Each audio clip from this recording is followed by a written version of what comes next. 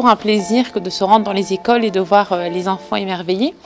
Donc nous avons souhaité offrir aux enfants des chocolats à l'issue des vacances de Pâques. Donc chez nous, c'est une tradition qui se fait chaque année. Cette année, nous avons innové en offrant un chocolat déjà de qualité qui vient de chez un artisan valencinois dont les enfants auront le plaisir de le déguster, mais également de profiter de ces journées de distribution pour faire un petit moment festif.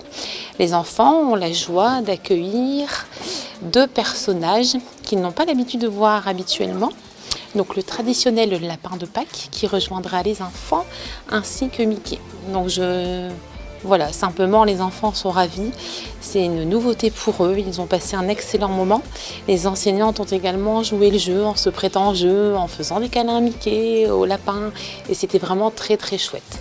Donc c'était important puisque le protocole sanitaire ces derniers mois nous permettait de faire peu de choses. Donc là les enfants ont vraiment besoin de se retrouver et c'était vraiment important de terminer cette période avec un point aussi positif.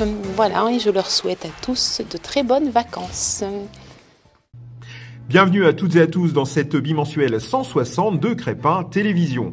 Avec au programme les images du traditionnel banquet des aînés 2022. Nous aurons un retour aussi en images sur le spectaculaire concert de printemps de l'harmonie municipale qui avait invité d'autres harmonies, mais aussi le Big Band universitaire polytechnique de Valenciennes avec aux commandes le talentueux musicien, percussionniste et pianiste Jean-François Durez. Et nous terminerons avec des images de l'Agility Chien qui a eu lieu dernièrement au Stade des Métallos, donc ici à Crépin. Et nous aurons également un résumé de la conférence débat sur les dangers de l'Internet qui a eu lieu aussi dernièrement à la salle des fêtes avec la police municipale et Guillaume Pichon de la cyberbase médiathèque de Crépin. Vous l'avez compris, c'est copieux et moi je vous dis tout simplement merci encore de votre fidélité et à très bientôt sur Crépin Télévision.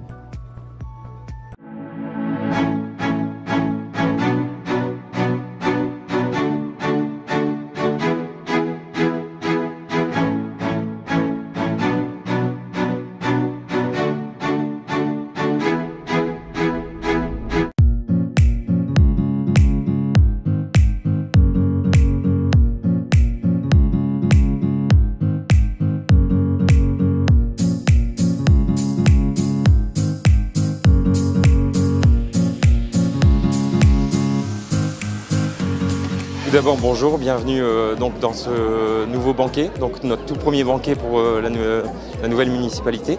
Donc comme vous avez pu le remarquer un petit peu au niveau des images, effectivement il y a de la nouveauté à la fois dans la disposition, j'ai voulu un petit côté moderne et neuf puisque j'ai fait un thème donc, qui est le thème impérial chic. Donc c'est pour ça qu'aujourd'hui ils se sont retrouvés sur des tables rondes et non des tables droites. Et voilà, donc là on lance le banquet des aînés donc, qui a lieu toute l'après-midi. Donc, et encore une fois, je remercie tous les partenaires qui ont œuvré depuis 2 jours pour préparer cette magnifique salle. Et j'espère que nos aînés vont apprécier ce beau moment de partage.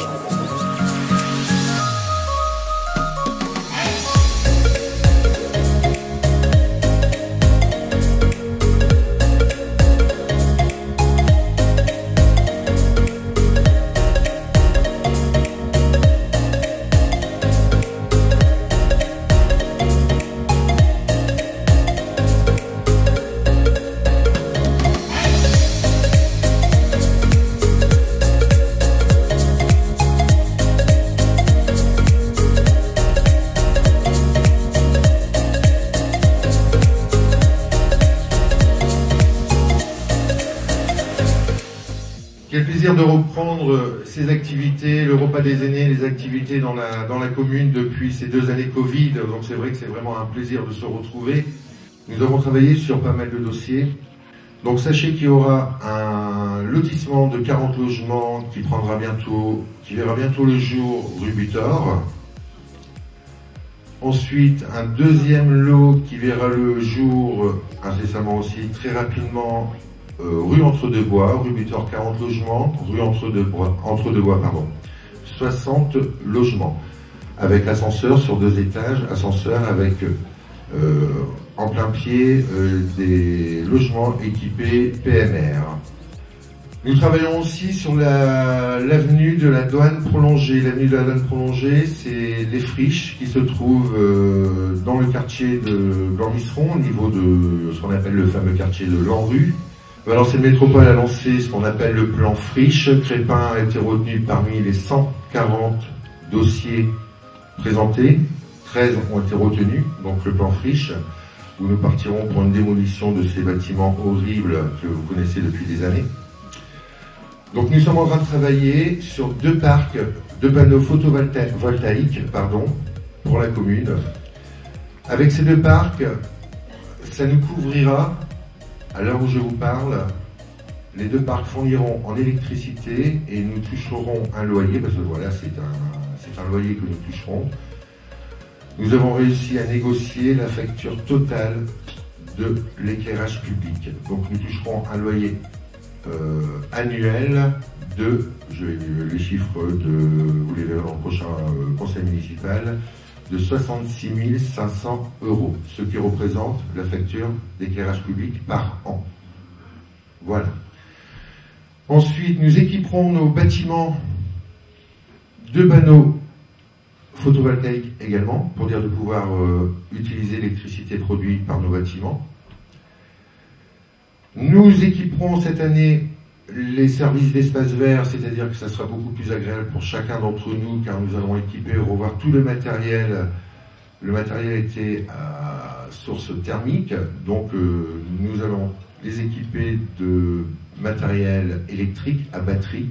Donc c'est plus léger, c'est plus confortable pour travailler, c'est moins brillant et c'est plus puissant.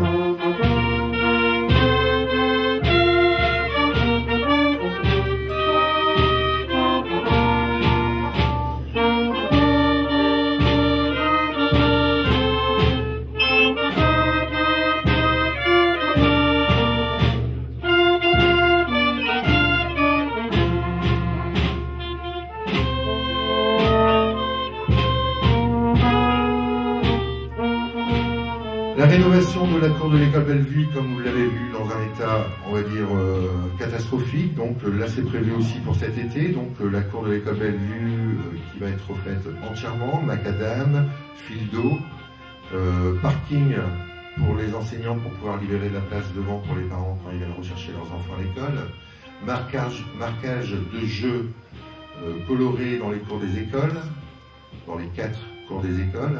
Ensuite, nous avons la réflexion, nous continuons le projet qui a été mis en place par mes prédécesseurs, la réhabilitation de la salle Jacques Muret, changer les vitres au niveau des douches également. Un grand projet qui était en place depuis des années, et j'insiste bien, je fais un petit peu d'humour si vous pouvez me le permettre, ce n'est pas une critique, je précise, c'est simplement un constat. Mais c'est un projet qui va voir le jour et j'en suis très fier parce que je pense que c'est un projet qui était récurrent, quand je dis le mot est vraiment juste, récurrent, qu'on retrouvait dans chaque, je dis bien tous les 6 ans, dans chaque campagne municipale, la fameuse rue Bataille et l'impasse Marie. Donc je peux vous annoncer aujourd'hui que la rue Bataille et l'impasse Marie, on n'en a pas parlé pendant la campagne, mais je peux vous annoncer qu'aujourd'hui, la rue Bataille et l'impasse Marie sera refaite. Ensuite, travaux prévus également au CCAS. Actuellement, le CCAS a été transféré dans les locaux de la mairie où Laetitia nous a rejoints. Le CCAS va être aussi transformé, puisqu'il a un grand besoin de rafraîchissement et de remise à neuf. Ensuite, la police municipale, vous le savez, un 4e agent est venu renforcer les équipes de la police municipale. Ils ont été aussi dotés de 2 vélos électriques, de nouveaux ordinateurs, 4 nouveaux ordinateurs, de nouveaux moyens de communication. Je vais vous le dire, les horaires de la police municipale ont été élargis. Avant, la police municipale travaillait de 8h à midi, de 13h à 17h. Maintenant, c'est fini. La police municipale, dans un premier temps, travaille de 8h à 21h, 3 semaines sur 4. Donc, si vous êtes embêté par des musiques trop fortes, des gens qui roulent trop vite, donc la police municipale est disponible jusque 21h. Ensuite, la vidéoprotection. Vidéoprotection, nous travaillons actuellement sur le dossier. Je vous le promets, la vidéoprotection sera installée dès 2023 pour plus de tranquillité.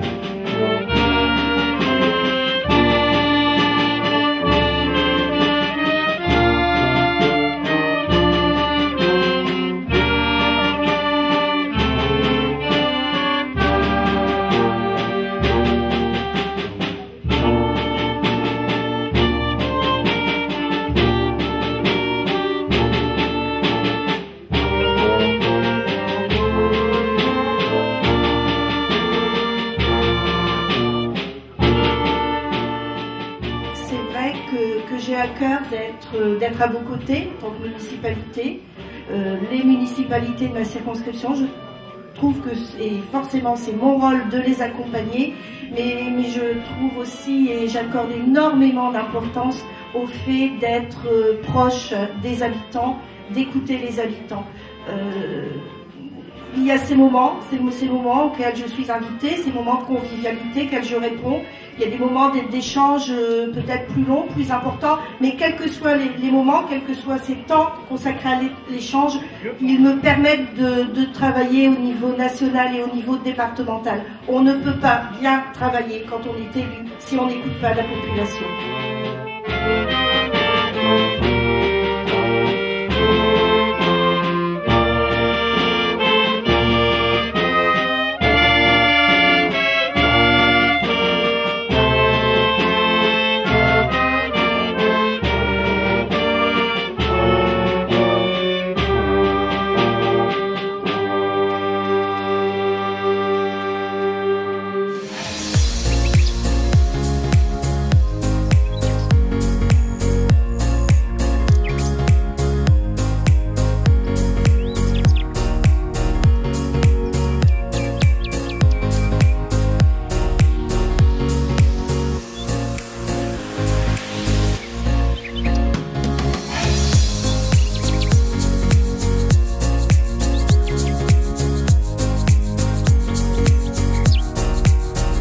Nous sommes la Roselière à Condé-sur-Lescaut, nous sommes un restaurant traditionnel. Alors on est aujourd'hui pour satisfaire les aînés de Crespin. Alors on leur a concocté un petit menu avec un velouté aux asperges, un gratin de Saint-Jacques à la royale, un petit granité de pommes avec le petit calvados, suivi d'un pavé de veau au cèpe et sa garniture, trilogie de fromage et un petit millefeuille renversé au caramel beurre salé. Ça va bien, ça se passe bien. On a de belles tables, on a des chandeliers, on a tout ce qu'il nous faut. Oui. Tout ce qu'il nous faut, c'est bien.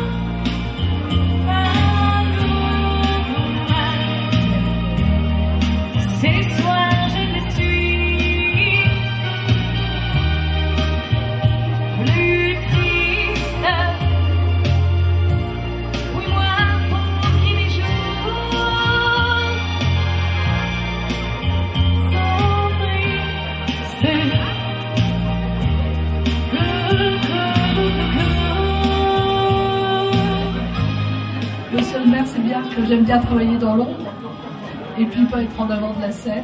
Donc, mais je voudrais surtout leur remercier de me faire confiance parce que suivre Monsieur Boisy c'est pas évident. Et puis voilà, je donnerai tout ce que je peux, et le meilleur de moi-même pour les affaires de la commune. Voilà. Merci.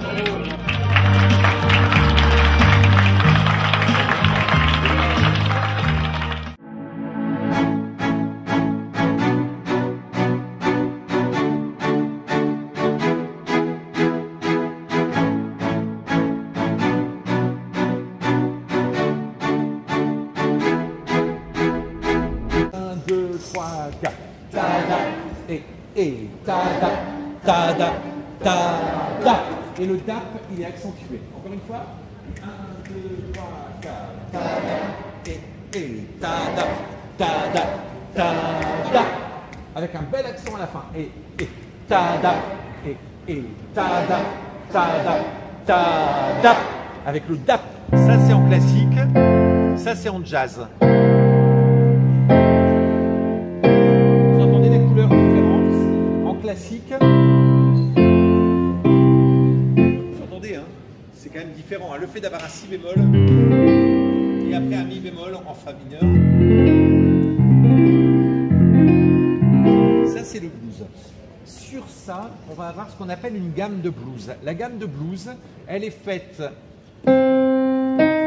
avec le do, le mi bémol, c'est-à-dire la tierce mineure pour ceux qui sont forts en solfège, le mi bécard, la tierce majeure pour ceux qui sont bons en solfège aussi. Après, d'accord, donc le do, mi bémol, le fa dièse, le sol, le si bémol, le do. Et ça, c'est la gamme du blues. Et vous allez pouvoir utiliser les notes de cette gamme-là pour improviser.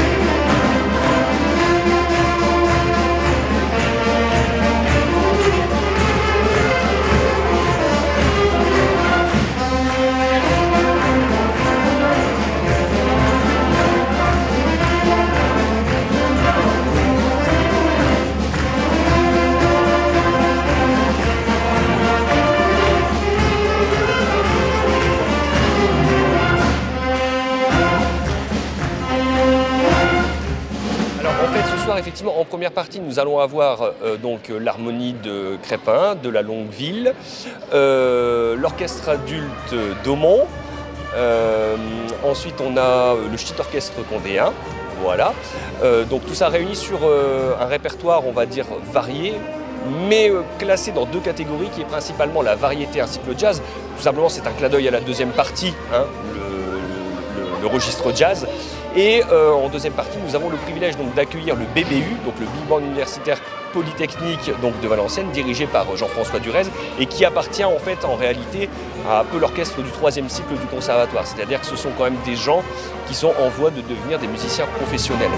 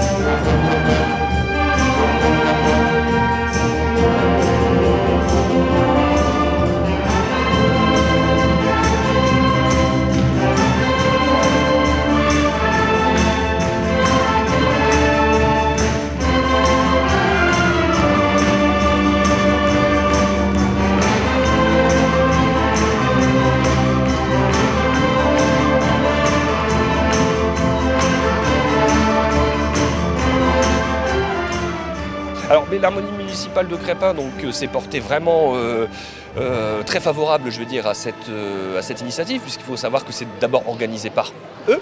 Voilà. Ensuite, nous avons eu donc la générosité de la municipalité qui nous a mis à disposition toute la logistique qui se trouve derrière moi, hein, donc c'est-à-dire les tentures, la sonorisation, etc., qu'on aura l'occasion forcément de voir davantage ce soir dans le cadre du spectacle. Donc l'harmonie essaye de mettre à profit de l'école de musique aussi un intervenant, puisque le but c'est aussi que l'école de musique travaille en partenariat avec l'harmonie et vice versa.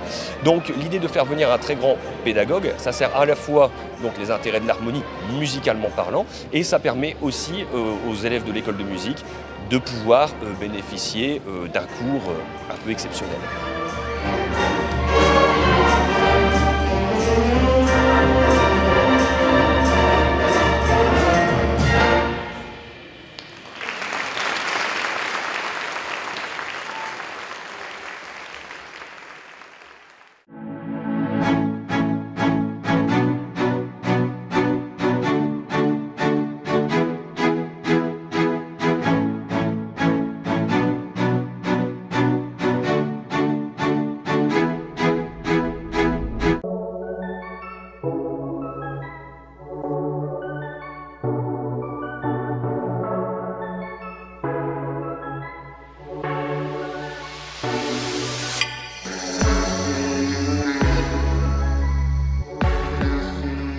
Gens qui peuvent dire n'importe quoi sur les réseaux sociaux, mais non. C'est comme si on s'exprime en public. Donc généralement les gens disent non, je voulais pas dire ça. Ah ouais, mais il y a une capture d'écran. Parce que les gens sont pas bêtes non plus. Hein. Les gens qui se font insulter ou menacés, ils font des captures d'écran. Capture d'écran, adresse IP. Terminé. Hein. Là, croyez-moi que les logiciels de police et gendarmerie sont très efficaces pour retrouver les gens sur Internet.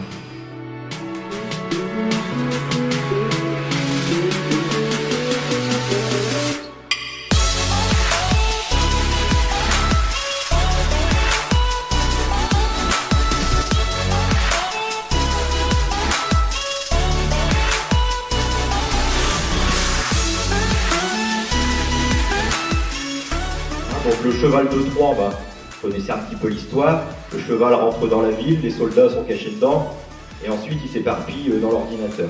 Donc là, quand ils vont installer ça dans votre ordinateur, c'est pour récupérer vos données. Votre ordinateur va continuer à fonctionner, vous n'allez pas voir qu'il y a un virus dedans. Alors, il y aura des petits symptômes quand même, parce que l'ordinateur risque d'être ralenti, d'avoir des petits soucis, des bugs. Mais il y a quelqu'un qui a pris le contrôle quelque part de votre ordinateur. Vous allez sur un site, vous tapez un mot de passe. Le mot de passe que vous tapez, il va chez le pirate. Vous tapez votre numéro de carte bancaire, chez le pirate. Oui, bien bonsoir. Nous avons organisé une conférence débat concernant les dangers de l'Internet. Donc moi j'ai participé au niveau de la médiathèque donc à l'organisation de cette soirée et également donc à présenter tout ce qui était virus, spam, phishing, arnaque qu'on peut trouver sur Internet. Donc je suis souvent confronté à des personnes qui sont victimes de ce genre de faits. Donc j'ai pu leur donner pas mal d'exemples et leur expliquer un peu comment se défendre et éviter tous ces problèmes.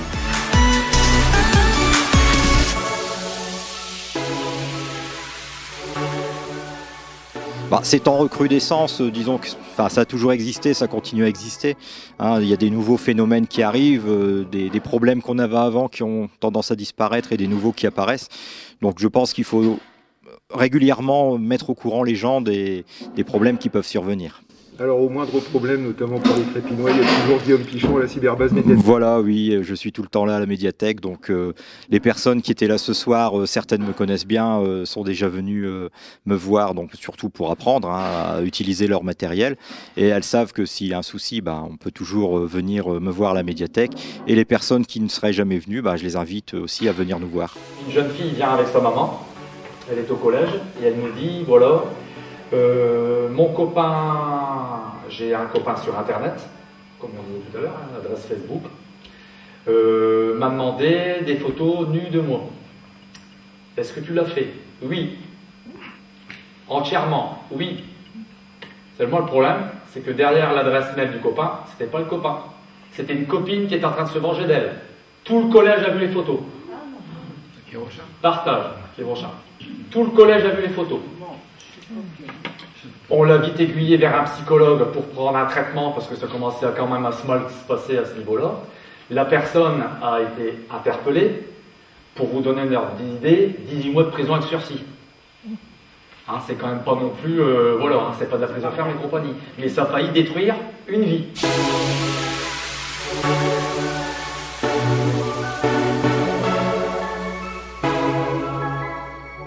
Alors le principe qu'on essayait d'expliquer ce soir aux gens, c'est d'éviter de mettre des choses privées sur Internet. Déjà, c'est le principe.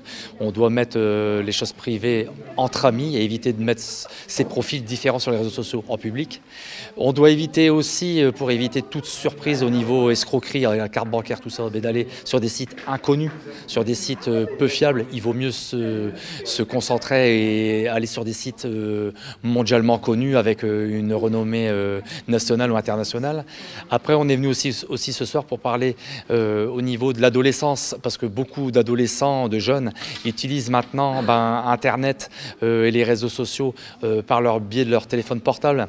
On conseille aussi à ces jeunes d'éviter de mettre des choses privées qui peuvent être utilisées à mauvais escient, notamment par le cyberharcèlement, d'images compromettantes, tout ça. Donc le but ce soir, c'était de faire comprendre aux plus âgés et aux moins âgés qu'Internet est un espace d'échange, mais comme dans la vie, il y a des règles à respecter.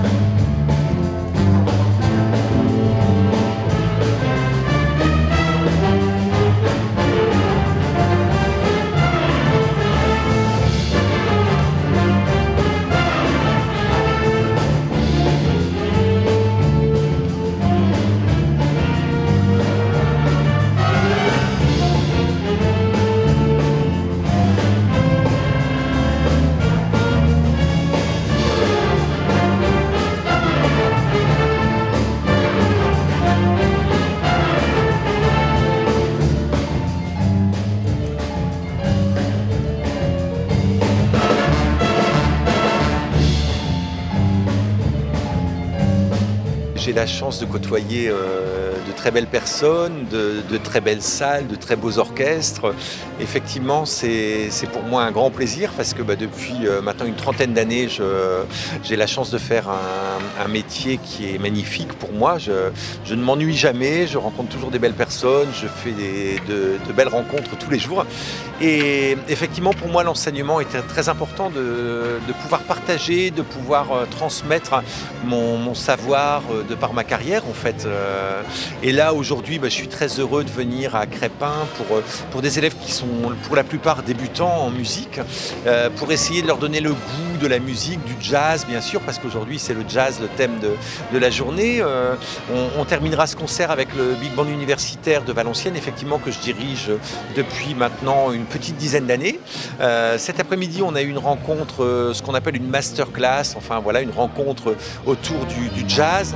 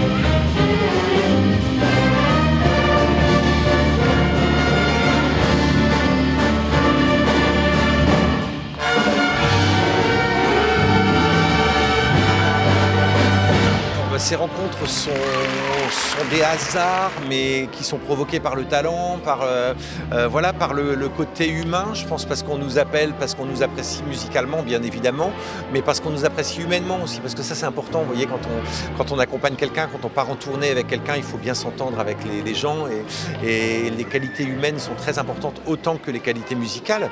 Alors moi, c'est vrai que j'ai eu la chance, quand je suis sorti du Conservatoire de Paris, je suis rentré à l'orchestre de la Garde républicaine, j'ai fait des remplacements dans d'autres orchestres symphoniques, j'ai fait beaucoup de jazz également, j'ai eu la chance de rencontrer Didier Lockwood à l'époque, Richard Galliano avec lequel j'ai fait un album, enfin que du beau monde, hein, des gens qui sont un petit peu moins connus mais aussi talentueux qu'eux, tels que Claude Egea, que Jean-Marie Écaille à la guitare.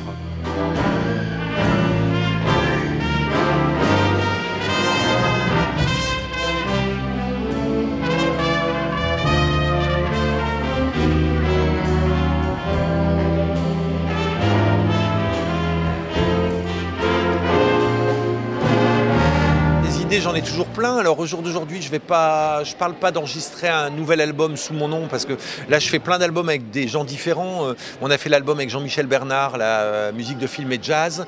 J'ai eu la chance d'être invité sur l'album de Pierre Boussaguet, qui est un super contrebassiste.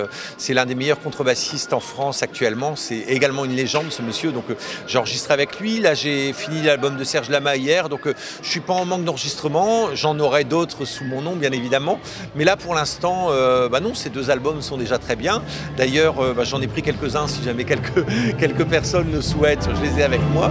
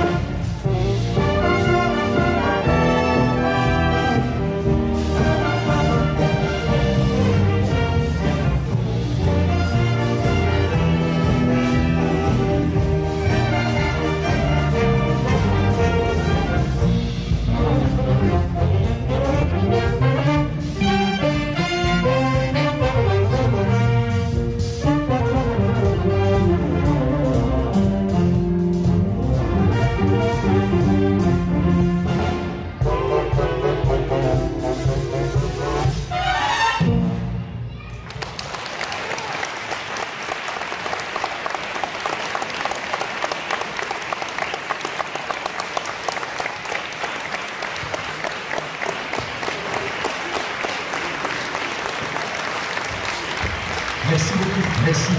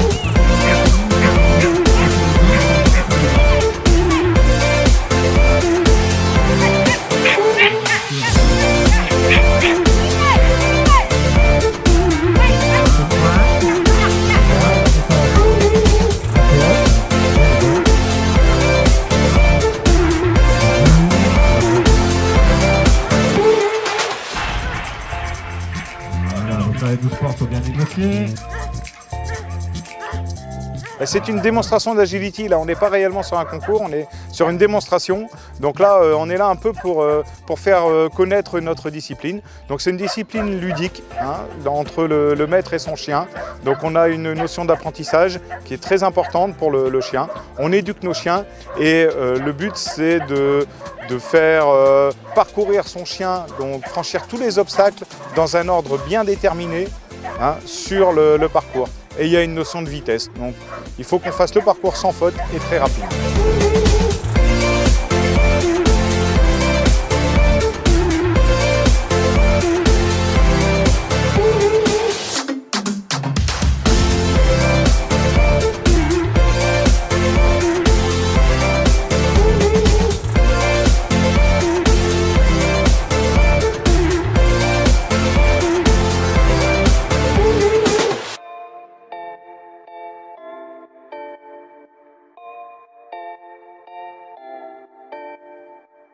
Ce type de concours est ouvert à toutes les races. Ça peut aller du Saint-Bernard au Chihuahua. Donc vraiment, on peut retrouver tout type de chiens.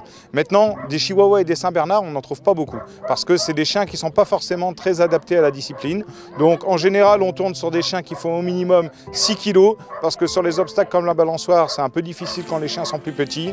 Mais il y en a qui le font avec des chiens de 2 kg, 2,5 kg, comme des mini Yorkshire. Donc on retrouve des chiens entre, je vais dire, 6 et en règle générale 30 kg. Après, au-delà de 30 kg, c'est un peu lourd. Les chiens s'abîment également un peu sur les parcours à travers les sauts et c'est un peu plus compliqué. Donc on retrouve toutes les races de chiens entre 6 et 30 kg à peu près. Les races les plus répandues, donc chez les petites races, on trouve beaucoup de bergers du Shetland, donc comme celui qui passe actuellement, hein. On trouve beaucoup de border collie, donc ce qui court en large, donc au-delà de 50 cm au garrot. Donc beaucoup de border collie. Voilà, donc c'est actuellement c'est les principales races qu'on trouve.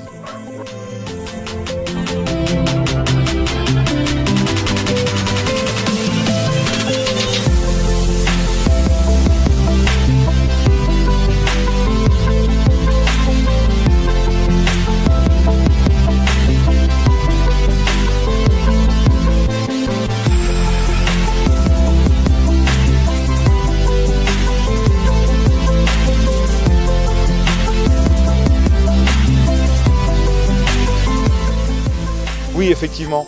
Pour avoir une belle pratique de l'agility, il faut avoir une cohésion avec son chien.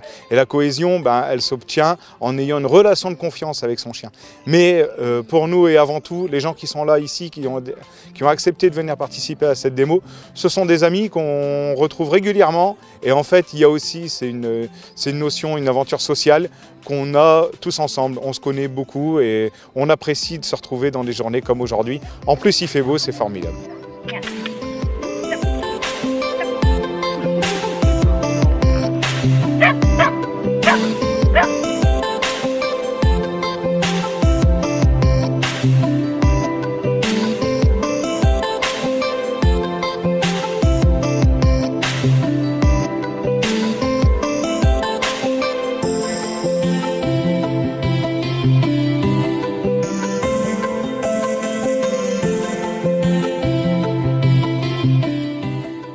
En fait, l'agility est sous la tutelle de la CNEA et la CNEA, qui fait partie de la SCC, elle prône une méthode d'éducation qui est une méthode naturelle, une méthode éthologique, hein, voilà les deux noms, et c'est une méthode où on développe le chien à agir de façon positive.